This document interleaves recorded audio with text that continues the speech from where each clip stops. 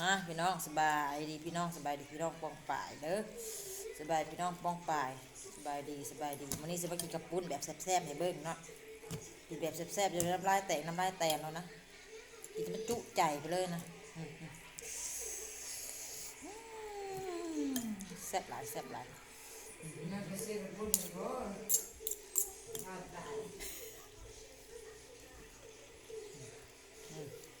กินให้เบิ้งเด้อ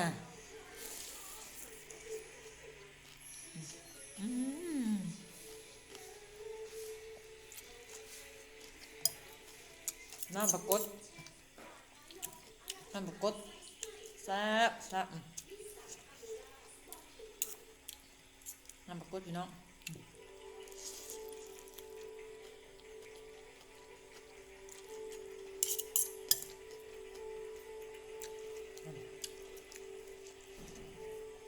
แซ่บ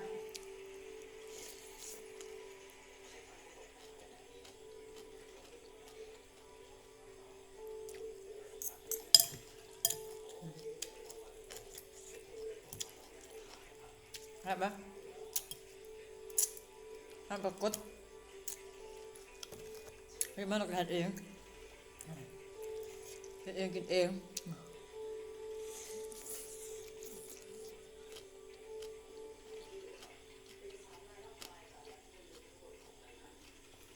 นี่เราต้องกัด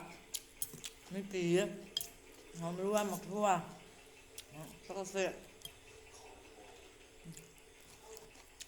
ครับมาด้วยมาด้วย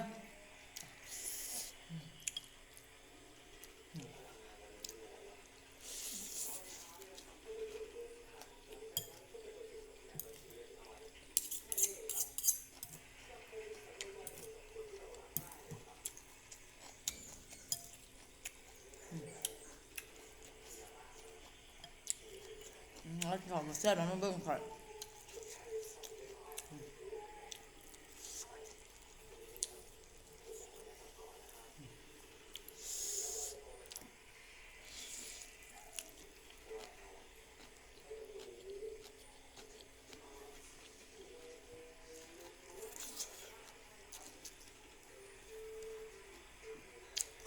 กระปุ้นก่อน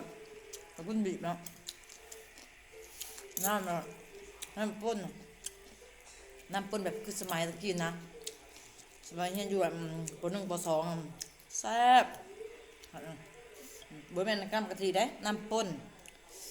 พักก็สิเคยกินเนาะไอ้คือป่นป่าเลยนะตรงนั้นเนี่ย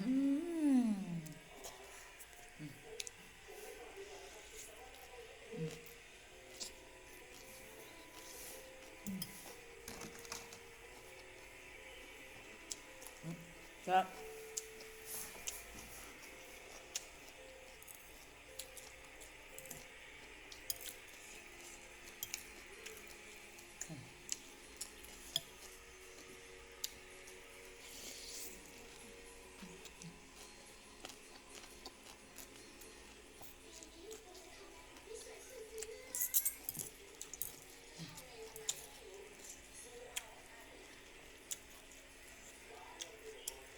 เฮ้ยบ่มักน้ำกะทิขอบ่มักเนาะขอบ่มักค่อยมักน้ำป่นแบบคือป่นป่าบ้านเฮานะถ้าบ้านนอกกินนะเพราะขอใช้แบบข่อยก็ไทยชนบทนะ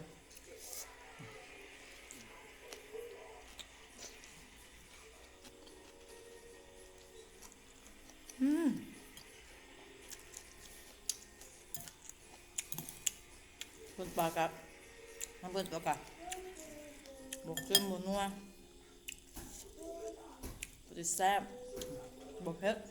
กับบวกกัดบวกเผ็ดอยู่นะบวกกัดบวกเผ็ดบวกกัดกะปิเนี่ย